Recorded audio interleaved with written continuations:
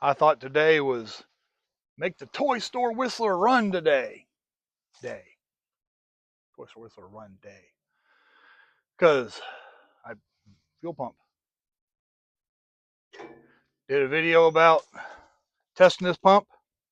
And I put another hose on. And yeah, hangover, whatever, from the BMW experience.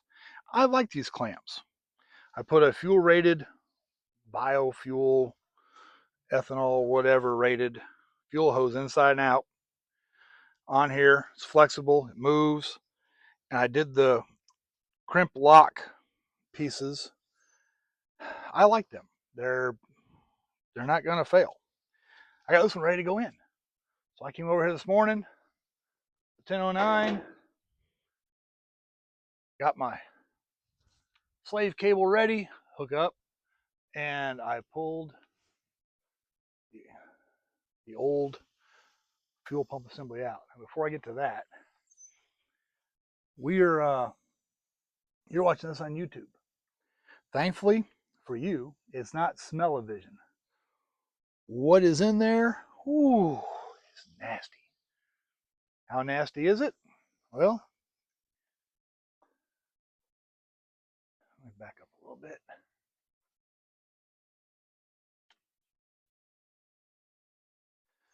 This is the pump I pulled out of there. The support is rotted off. The hose, where it goes, is gone. The bottom half of this thing is gone. It is just, oh, it's nasty. This is bad. And for the most part, you see, there's something missing. The bottom half is gone. The screen in the bottom of the pickup is, and the bottom of the pump, the impellers are gone. This pump is shot.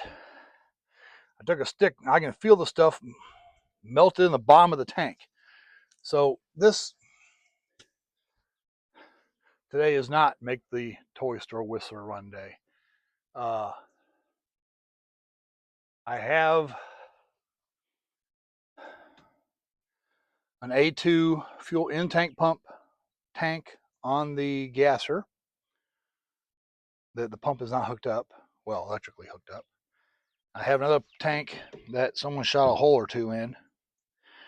I think the only way to make this truck run is to swap tanks, because what's in there, oh, it's bad. That's going to be good burn pile starting fluid, but that's about it. So before you think you can make something run, open the tank up and see what you actually find in there.